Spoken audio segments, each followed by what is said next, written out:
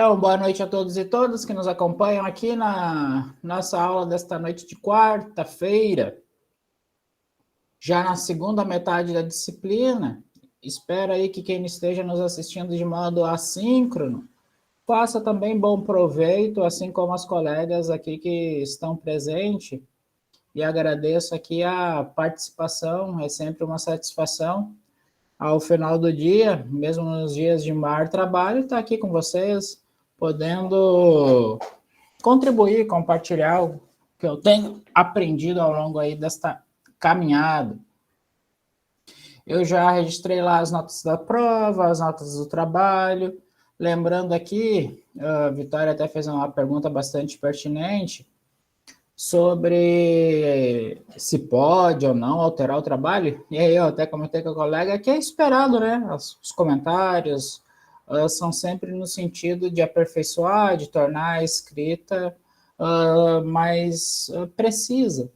Então, façam os ajustes necessários do ponto de vista dos conceitos, das ideias, ampliem o material, e aí colocar tudo já dentro das normas da BNT-UFES, que a gente começou a ver na semana passada.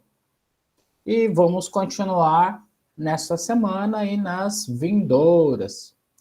Então, fazer aqui uma brevíssima recapitulação para avançar aqui no momento presente. Pois bem, na semana passada, a gente falou sobre os elementos pré-textuais e pós-textuais. Da mesma forma, falei sobre as margens, falei sobre os tipos e características de fonte, falei sobre a numeração progressiva, organização do sumário, todos esses elementos que são bem importantes na organização, tanto do projeto, quanto posteriormente no trabalho de conclusão. Ao final da aula, eu comentei sobre citações, e é sobre elas que eu vou abordar agora na nossa aula dessa noite. Como de costume, colocarei aqui na área de comentários. Opa, Vitória nos pergunta se já tem um prazo para entregar.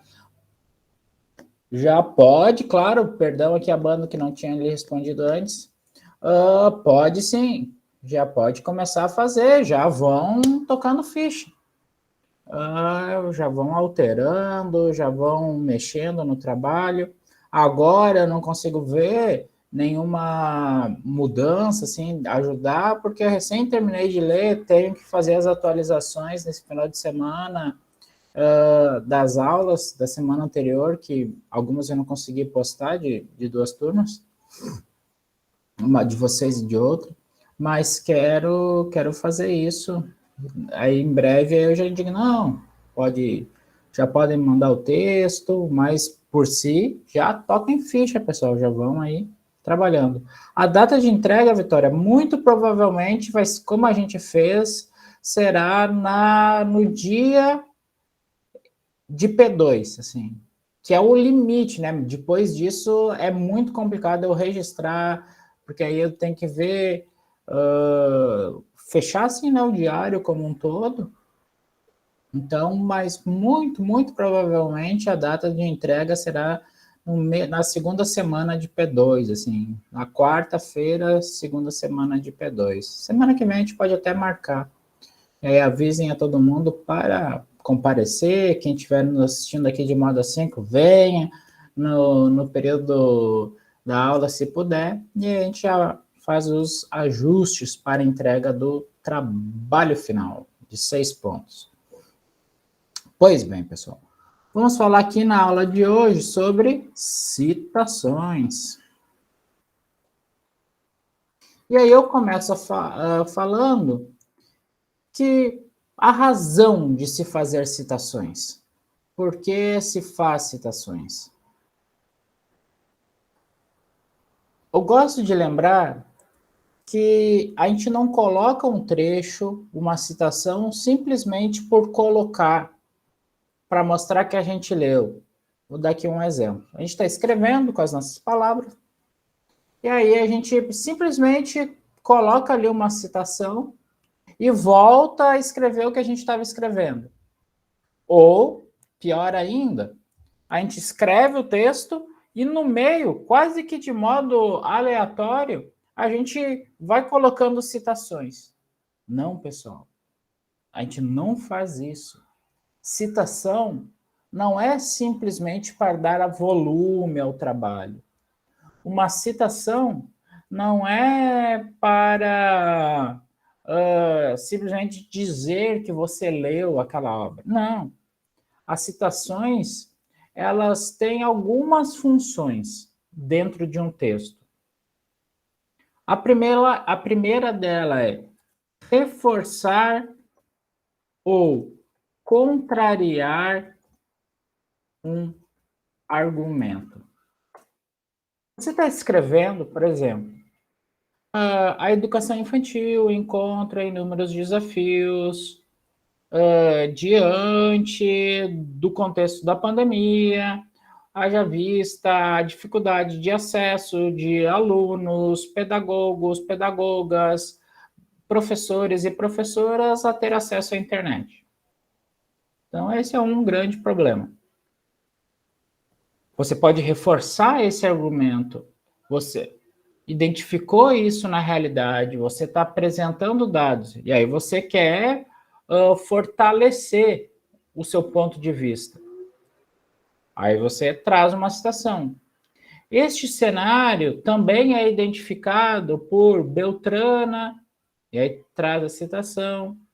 Uma vez feita a citação, na sequência, pessoal, a gente desenvolve. Essas ideias tornam-se cada vez mais efetivas, se tornam cada vez mais presentes no nosso cotidiano, pois bem como mencionado no trecho acima, sabe, a gente meio que amarra, tricota essa citação para que ela não fique ali um retalho solto. Não, a citação ela tem que estar bem costuradinha com o texto. No exemplo que eu trouxe, para reforçar um ponto de vista, para reforçar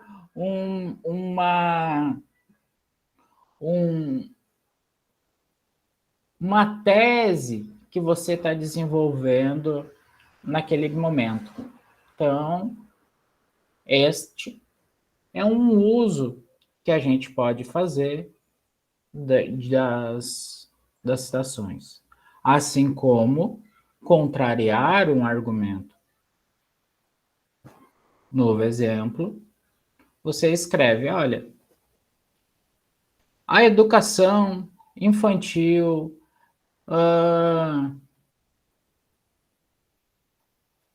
talvez seja o momento mais importante da formação básica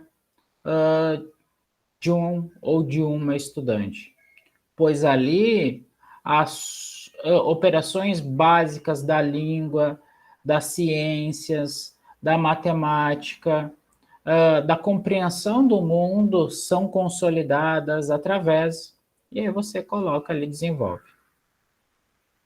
Contudo, ou de modo diferente, pensa Beltrana, que acredita ao ensino superior um momento básico, ou um momento onde haverá uma ruptura entre a educação básica e a educação superior,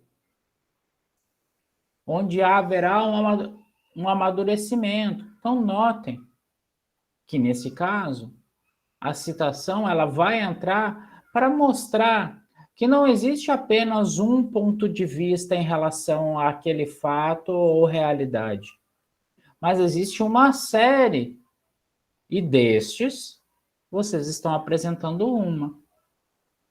Então, notem que as citações, elas têm uma função dentro do texto. Não é, como se diz vulgarmente, para encher linguiça. Não existe isso. Não, fazer isso é um equívoco.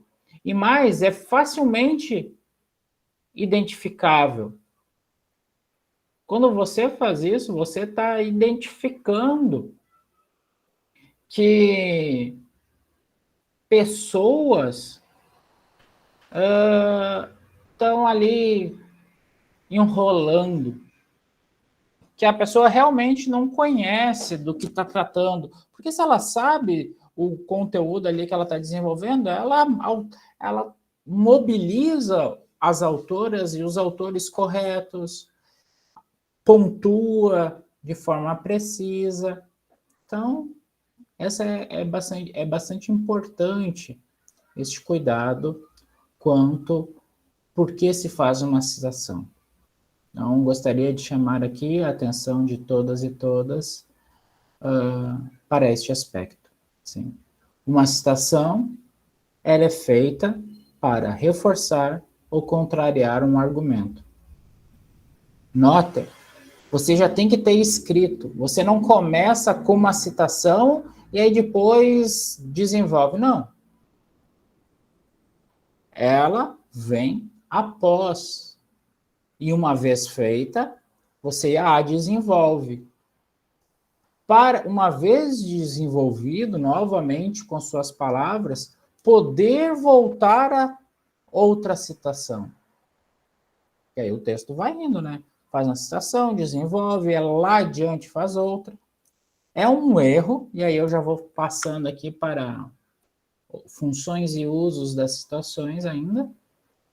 A gente não empilha ou amontoa citações. Não se empilha citações. E é um erro bastante comum, pessoal. Às vezes eu estou lendo um texto, aí tem 2 linhas do parágrafo da pessoa. Aí uma citação, outra citação, outra citação, outra citação.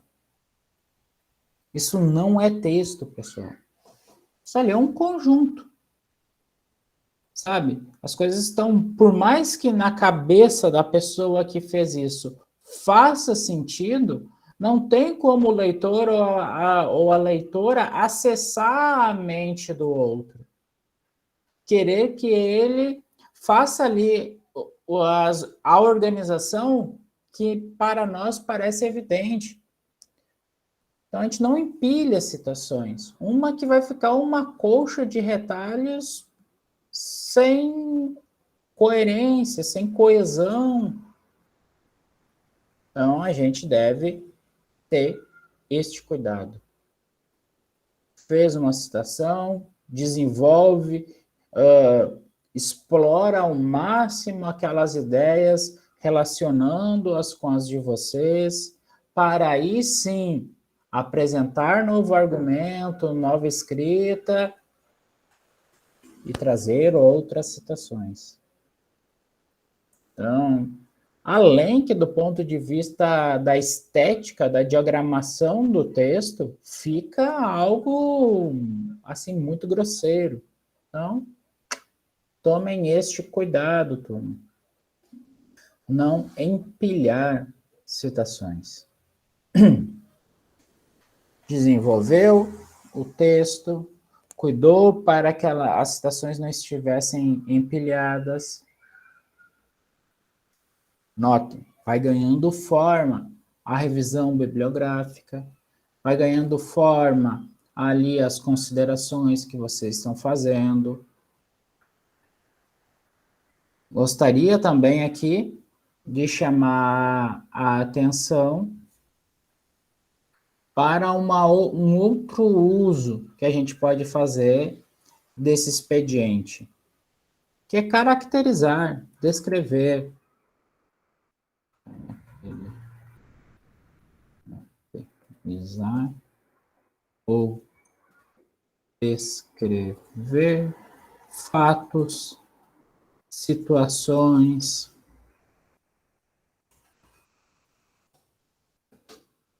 etc.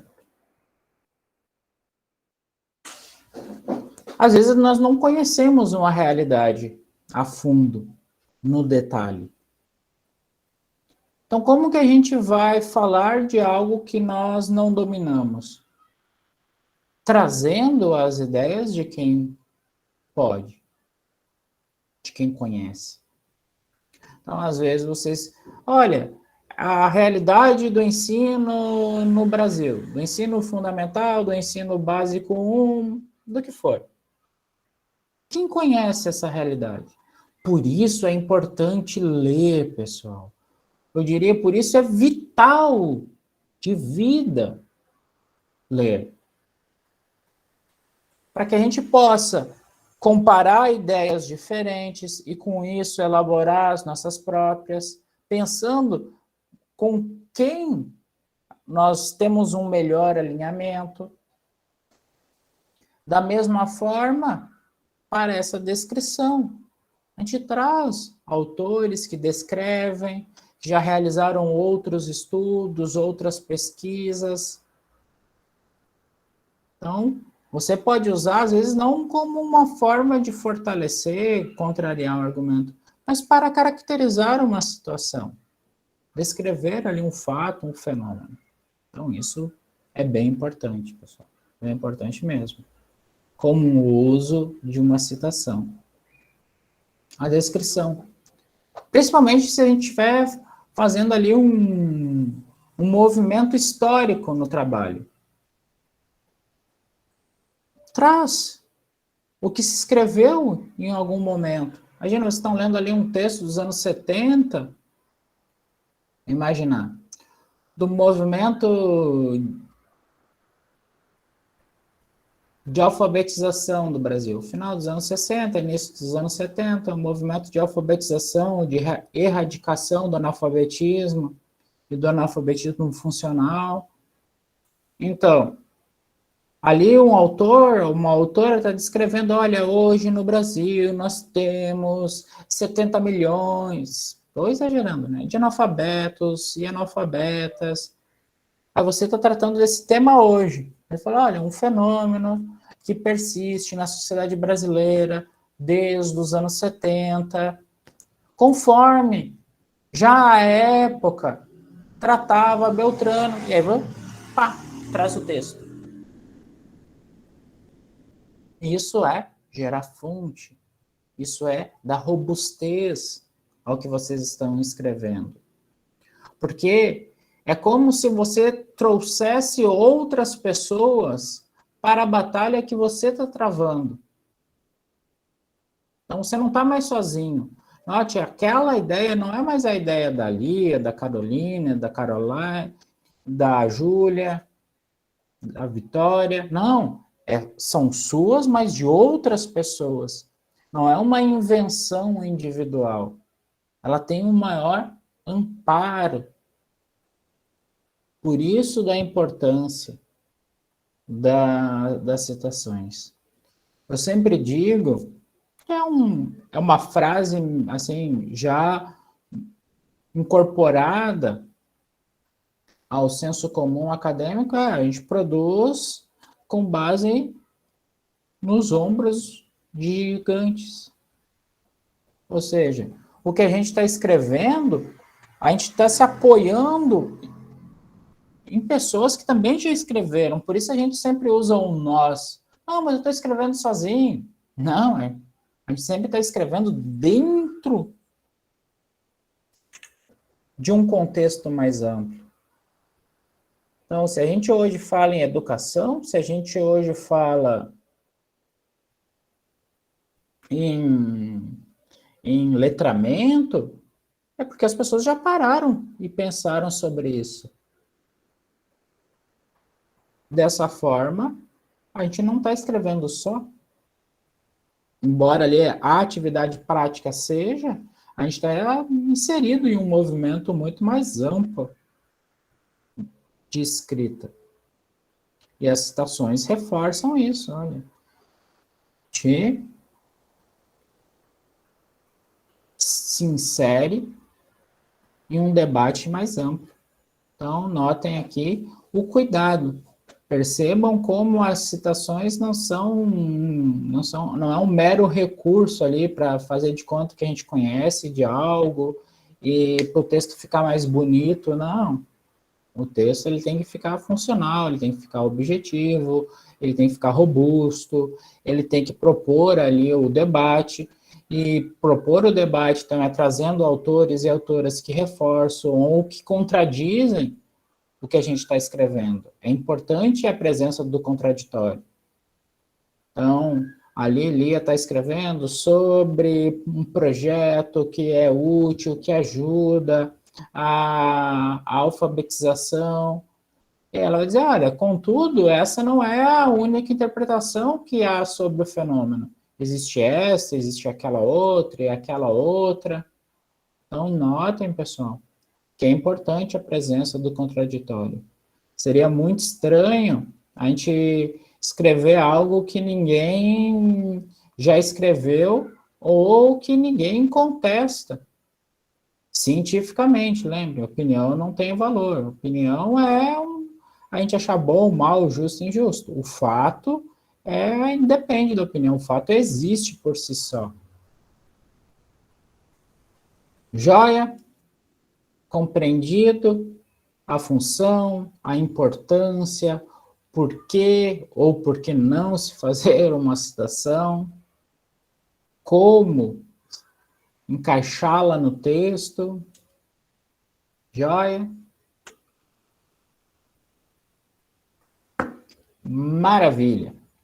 Então, vamos agora ao aspecto realmente prático. Obrigado, Júlia, Lia. São os 3 tipos de citação. Então, esse movimento de trazer outras pessoas para a nossa escrita, ela se dá de algumas maneiras. Ou direta, ou indireta, ou lembrando alguém que já fez uma outra citação. O famoso apude, citado por, na sua forma traduzida para a língua portuguesa. Então, a gente vai aqui para os tipos de citação. Tipos de citação. Vamos começar pela qual se costuma, e mais do que isso, pela mais utilizada, são as citações diretas. Citações diretas. As citações diretas é quando são assim consideradas, melhor dizendo, são assim consideradas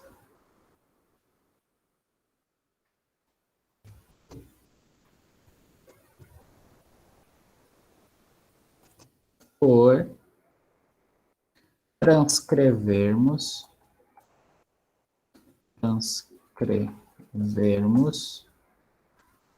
palavra por palavra de outra obra. Então, quando a gente copia palavrinha por palavrinha, inclusive, eu vou explicar na próxima aula, quando aquele ou aquela, no texto que a gente está lendo, escreveu errado, a gente não pode consertar. A gente mantém o erro, porque vá saber as razões. Pode ter sido um lapso ali na escrita, mas pode ter ali uma outra função. Contudo, a gente indica na nossa transcrição, na nossa citação, que a gente copiou igual, que aquele erro não é nosso. O famoso SIC. Então, até eu vou adiantar, então. Quando a gente faz uma citação e identifica que ali há um erro de concordância, há uma palavra que não está grafada da forma correta, logo depois do erro, a gente coloca essa expressão, SIC, que é tal como lido, né? Tal como visto, entre parênteses, com letra minúscula, SIC. Expressão latina também. Quem nos ler sabe, olha, não foi a Júlia que escreveu errado. Ela transcreveu tal como leu. Tanto é que ela está indicando aqui que tem um erro para que a gente preste atenção.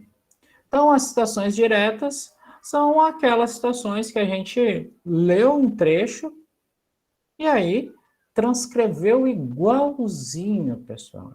Ipsis literis, letra por letra, palavra por palavra. Ipsis literis. Creio que vocês, deixa eu colocar aqui, vocês já devem ter ouvido esta expressão.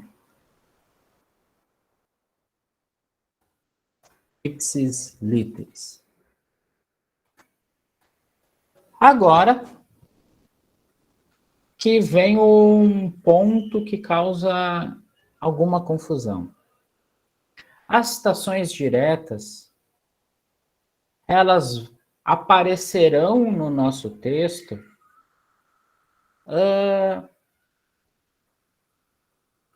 de uma forma ou de outra, e isso vai depender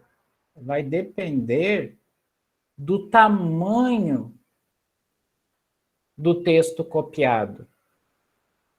Se esta frase, se este parágrafo ou trecho que nós estamos incorporando ao nosso material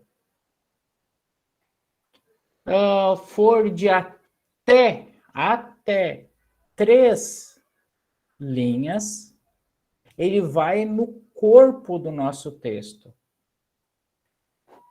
indicado, ou melhor, separado, entre aspas, dele, por aspas duplas. Aspas duplas. Então, você está escrevendo, e aí você quer reforçar, contrariar um argumento, porém, o trecho que você está copiando, e notem, não é o no original, porque o livro pode ser mais fino, mais largo, a diagramação dele, mais fino, mais largo ficou feia, mais estreita, mais larga. Mas na nossa folha, ela alcançou até 3 linhas. Como que a gente diz que aquele trecho é a citação? Pelas aspas duplas. Então, a gente identifica quando aquela citação direta for até 3 linhas, por aspas duplas dentro do corpo do texto. Creio que vocês já leram, já viram, já fizeram uma citação com recuo, que é aquela que fica, como eu disse, com a letra menor, com espaçamento simples, com um recuo de 4 centímetros da margem. Essa é uma citação que, quando terminada a sua transcrição, ela alcançou mais de 3 linhas. Então, a gente faz ela fora do nosso texto.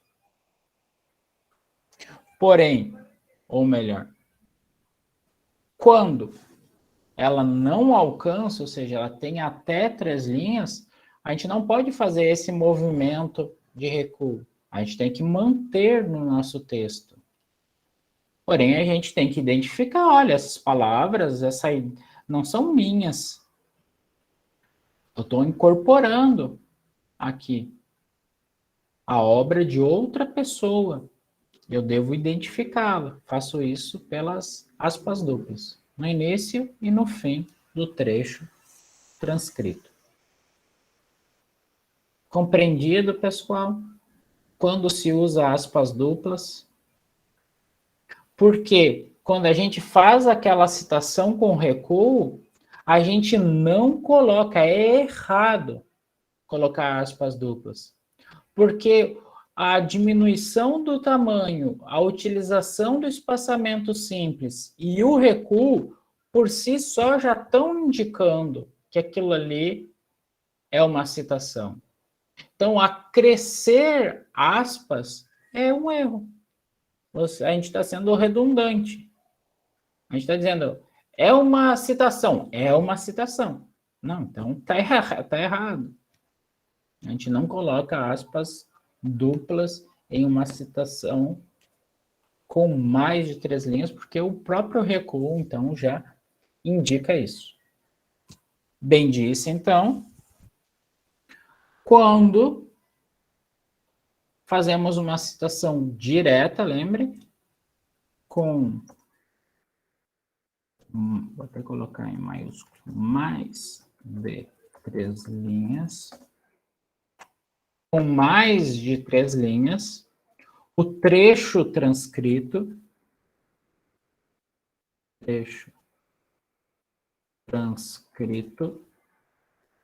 irá em recuo de 4 centímetros da margem.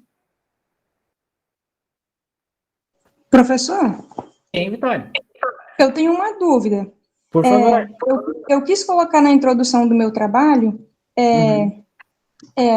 o significado de acessibilidade. Sim. E não era uma citação.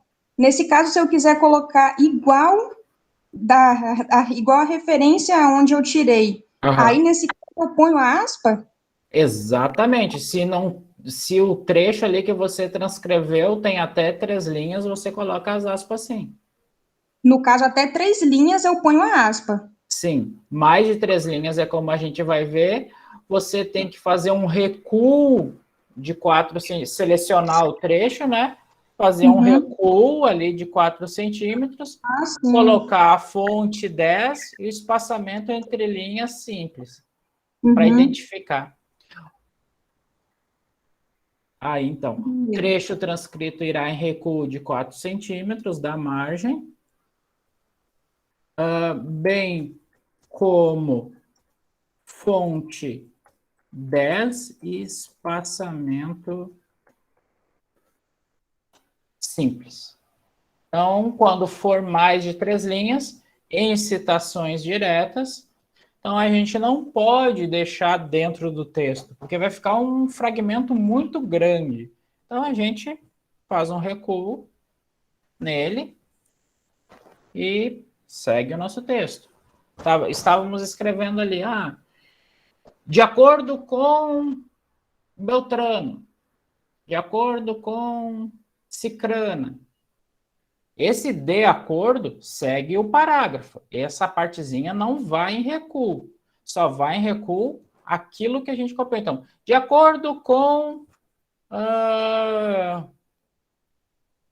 Medeiros, abre parênteses. Eu vou ensinar a fazer essa chamadinha na próxima aula também, pessoal. Então, de acordo com Medeiros, olha, esse de acordo com, contrário, conforme, a expressão que a gente utilizar para chamar a pessoa, isso não vai no recuo. Isso segue a organização ali do parágrafo. Só vai no... Aí a gente vai lá. De acordo com Medeiros, abre parênteses, 2015, vírgula, página P minúsculo ponto 150, fecha parênteses, 2 pontos. Aí a gente coloca em recuo o trecho transcrito. Terminada a transcrição, a gente volta normalmente para o nosso texto. Podemos, então, identificar que existem variadas formas de entender o fenômeno da evasão escolar. Então, o trecho não pode ficar incorporado no texto, porque senão vai ficar ali uma diagramação, uma padronização que pode dificultar a identificação da citação. Então, uma vez feita uma citação direta, a gente tem que identificar até 3 linhas, aspas duplas, mais de 3 linhas, recuo. Isso, pessoal, nas citações diretas. Então, que é quando nós incorporamos palavra por palavra, letra por letra, sinal gráfico por sinal gráfico, inclusive quando originalmente escritos com algum equívoco no nosso texto. Mas como o Vitória falou aqui, e quando eu trago apenas a ideia, eu li, pensei, olha, essa ideia é muito boa. Mas se eu copiar igualzinho, não vai ficar legal no meu texto. Mas eu não posso ler, pegar exatamente aquela ideia, trazer para o meu texto e só mudar as palavras sem referenciar, sem dizer que aquilo ali já é a ideia de outra pessoa. Eu não posso roubar a ideia de outra pessoa, mesmo que eu tenha alterado as palavras. Eu tenho que dizer que aquilo é uma citação. E aí, existe esse outro tipo, que é a citação indireta. Citação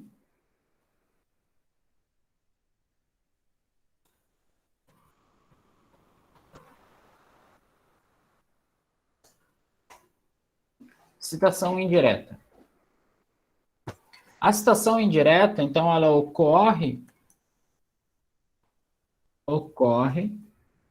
quando tomamos as ideias de outra pessoa, mas não as suas palavras exatas.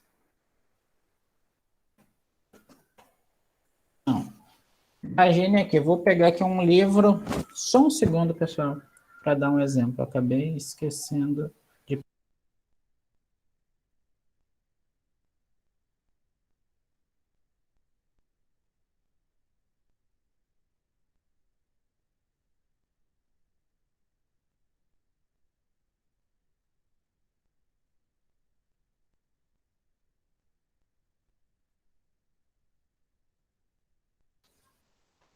Estou aqui lendo esse livro para fazer o meu trabalho. Aí eu chego num trecho. Pensa aqui. O autor aqui, eu estou lendo A Elite do Atraso. Aí o autor lê o seguinte, escreve o seguinte: a ideia de classe social é mal conhecida por boas razões. Primeiro, porque ela, acima de qualquer outra ideia, nos dá a chave para compreender tudo aquilo que é cuidadosamente posto embaixo do tapete pelas pseudociências e pela imprensa enviesada. Nossa, gostei muito dessa ideia. Gostei muito mesmo. Mas eu não quero colocar nessas palavras, porque do jeito que eu estou escrevendo, vai ficar estranho, não vai ficar muito conforme. Mas eu não posso abandonar essa ideia. E aí eu reescrevo ela com as minhas palavras. Mas a ideia não é minha.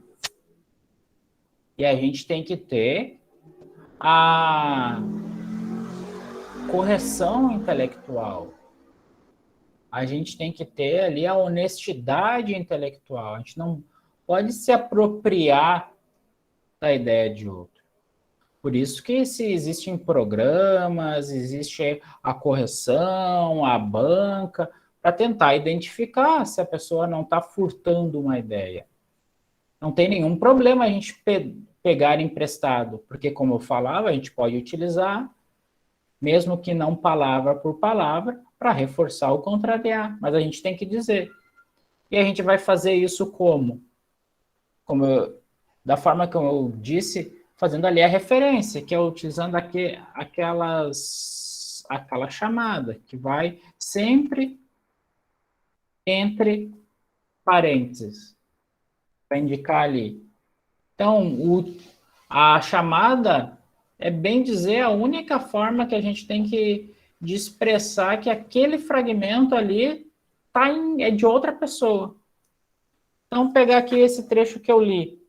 Eu poderia colocar no meu texto assim. De acordo com Souza, 2015, a gente vai ver que em citações indiretas não vai o número da página. Então, de acordo com Souza, a classe social é um conceito muito importante para entender a realidade brasileira. Porque, na medida que não é tratada pela grande imprensa, que tem sempre o seu viés, ela revela aquilo que se pretende esconder. Opa, é a mesma ideia, porém com as minhas palavras, para se encaixar melhor no meu texto. Mas eu não posso furtar essa ideia. Ela foi pensada, alguém levou tempo, refletiu, leu, teve toda uma bagagem de leitura, escrita e formação para poder. A gente não pode simplesmente ir lá e catar essa ideia. Não. Nós temos que ter essa correção, né, na escrita, porque a ciência se faz Professor? assim. Sim, Vitória. Minha dúvida ainda é pertinente. Sobre a citação. Eu abri o meu trabalho, aí, sobre a acessibilidade que eu tinha falado com o senhor, deu 4 linhas. Só que eu modifiquei de onde eu peguei. Eu troquei algumas palavras. Sim. Aí, nesse caso, vai ser o quê? Uma citação direta ou indireta? Então, sempre lembre, palavra por palavra, mantida integralmente, é uma citação direta. No seu caso, é uma citação indireta, porque você tomou a ideia, mas não propriamente naquelas palavras. Então, você pode começar o seu texto. Eu não aconselho começar um texto, assim, ou um parágrafo, mas geralmente um texto ou um capítulo com uma citação indireta. É melhor a gente começar com as nossas palavras e aí trazer. A gente vamos pensar aqui, no seu texto. A acessibilidade é uma questão indispensável na sociedade moderna, porque a gente tem que garantir a participação de todos os indivíduos. Isso é uma questão central para a formação e para a garantia da cidadania. Ponto. Viria agora o trecho que você leu. Estou imaginando aqui de exemplo. Garantir o acesso das pessoas aos equipamentos públicos e a educação formal é, sem dúvida, o ponto marcante da acessibilidade no século XX para Marques 2015. Note que esse trecho, a pessoa vai saber que aquela ideia você leu, você sabe, incorporou no seu texto, mas é de outro. Então, a gente vai ver que a gente diferencia uma citação direta da indireta quando a gente pega a ideia, mas não as palavras. E aí, se a gente pegou a ideia e as palavras, a gente marca com as aspas ou recuo.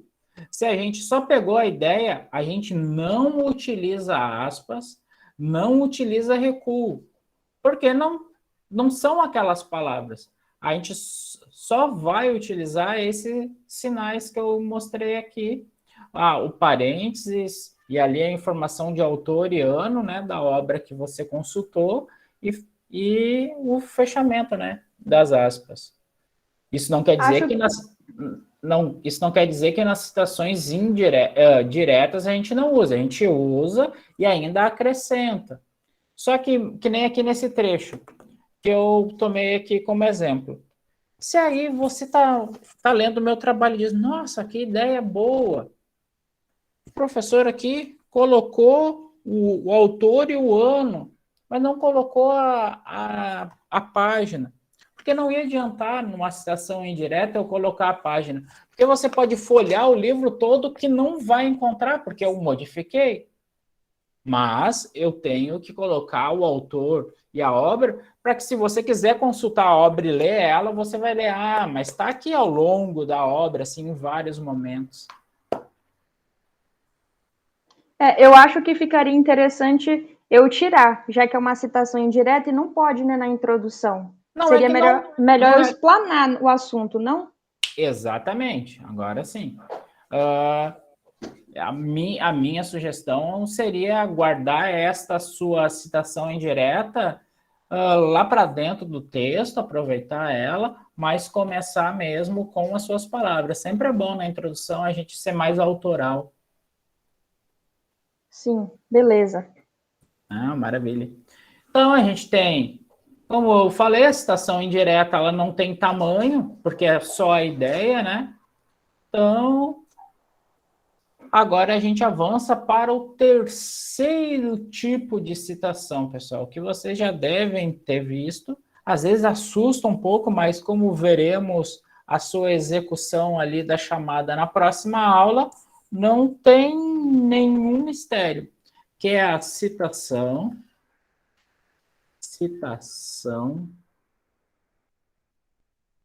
de citação. O famoso APUD. APUD uma expressão latina.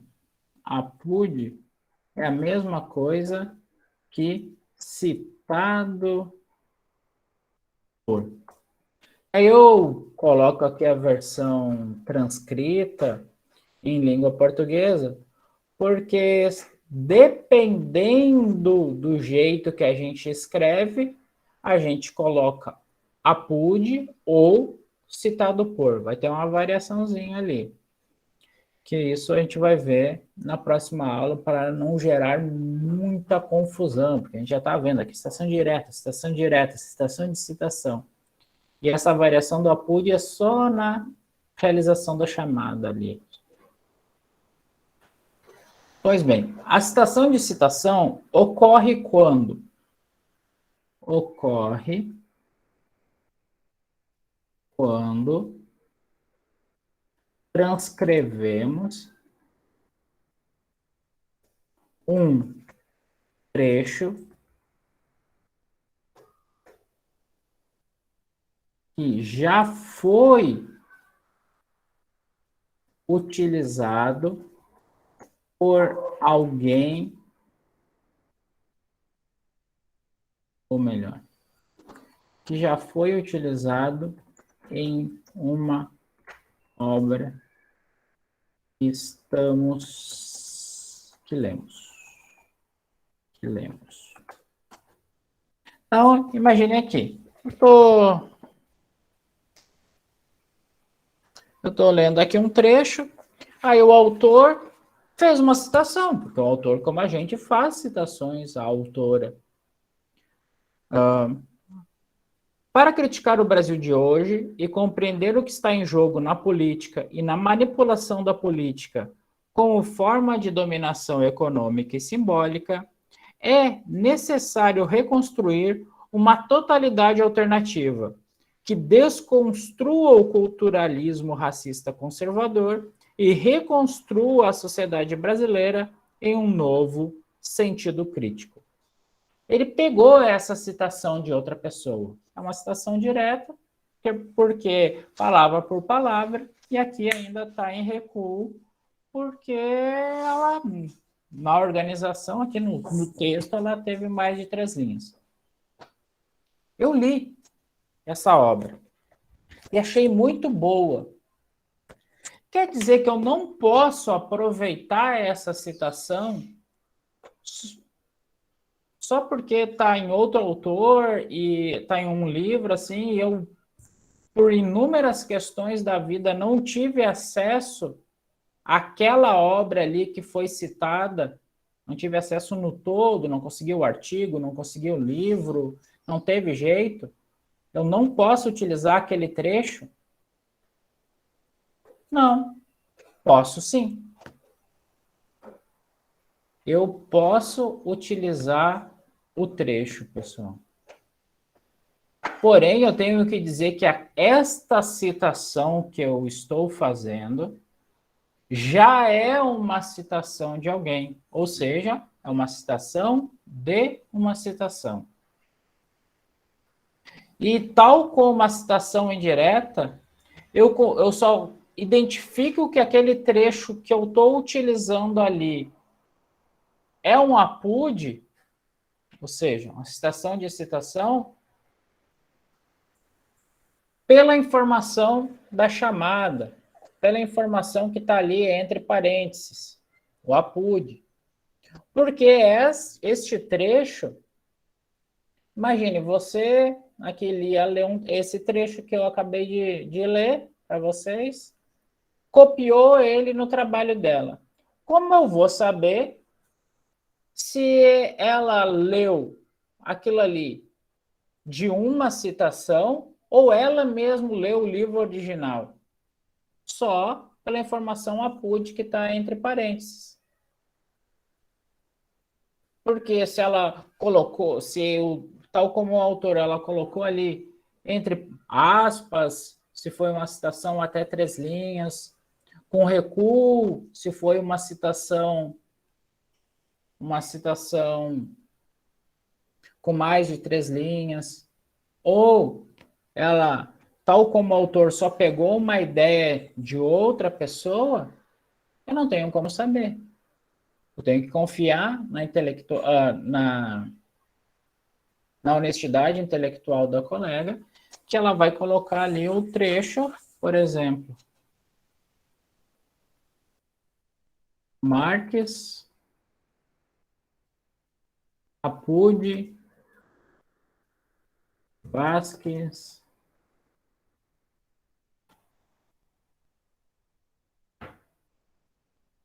(2019), página 15. Ou seja, através desta chamada,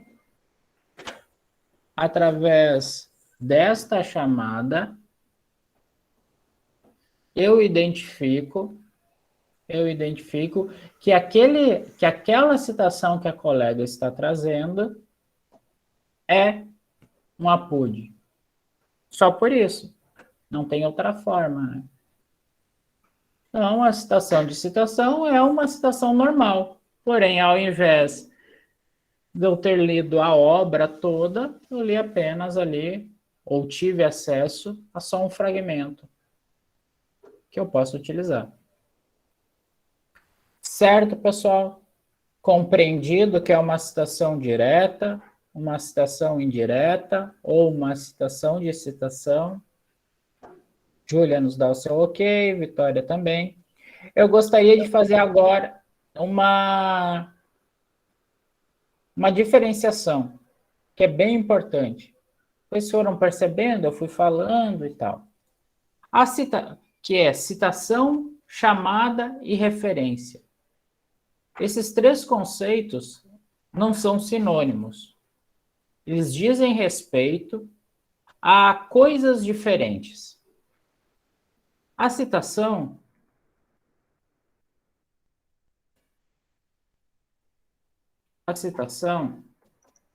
é o texto transcrito. Seja de forma direta ou indireta, é o texto mesmo. São as suas palavras, quando indireta, e as palavras de outro ou outra, quando copiadas. Essa é a citação. A chamada é a identificação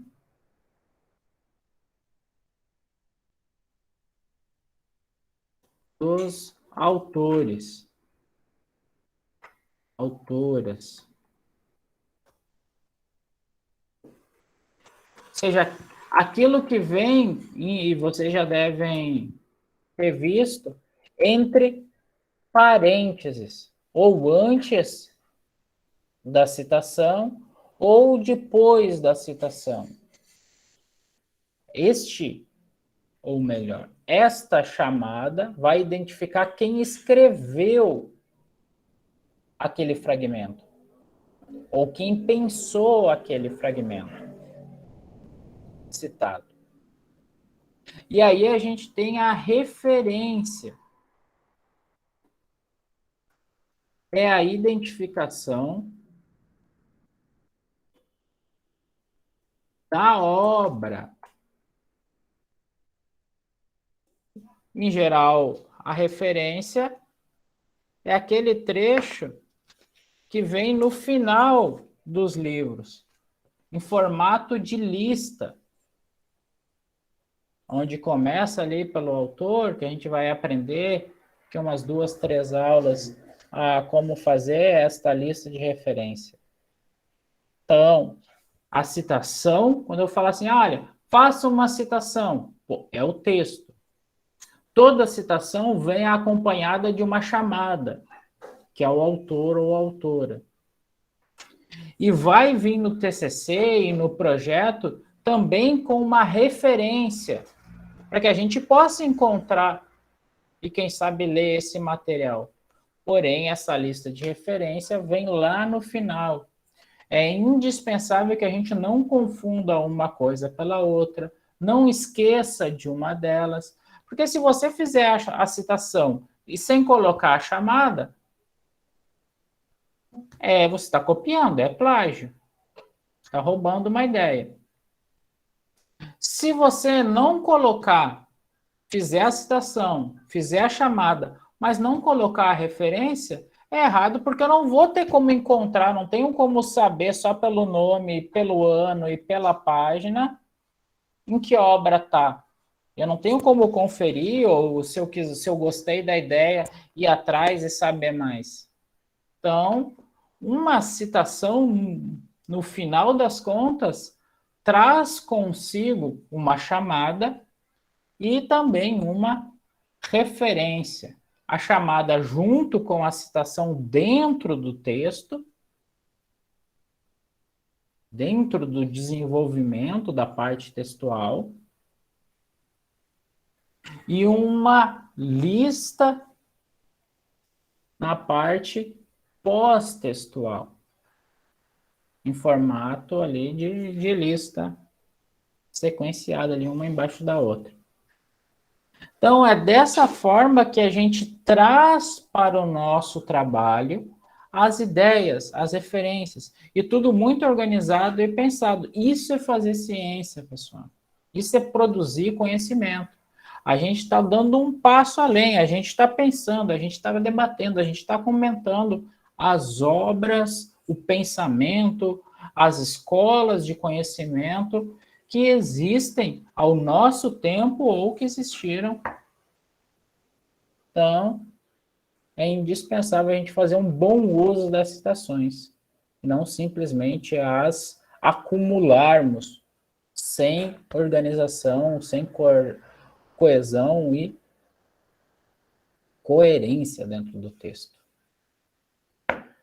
Joia, gente boa? Da minha parte era isso. Semana que vem nós vamos aprender a fazer as chamadas. Hoje vimos os tipos de citação, as suas diferencinhas internas e o que acompanha as citações, além, claro, das suas características e o porquês. Semana que vem eu explico como fazer as chamadas, na outra, como fazer as referências, e aí a gente vai ter uma outra aula com exercícios, para exercitar aqui tudo que a gente está vendo, para depois vocês poderem aplicar nos seus textos de modo à vontade. Não, Júlia, vamos começar a praticar. Não será necessário jejum e oração, apenas prática e exercício. Prática e exercício leva à perfeição, já diz o velho ditado. Então, tomem aí todos os cuidados aí do cotidiano. Ainda encontramos em período pandêmico, embora já um pouquinho mais controlada. E nos vemos aí na semana que vem. Falem para os colegas, para as colegas nos assistirem lá na nossa sala de aula virtual quando essa aula estiver postada, isso até o final de semana, ou durante o final de semana, até a nossa próxima aula, para não chegarem aí voando quando nós falarmos de chamadas. Foi um prazer, uma satisfação, cuidem-se e até lá. Boa noite a todo mundo. Boa noite a todos.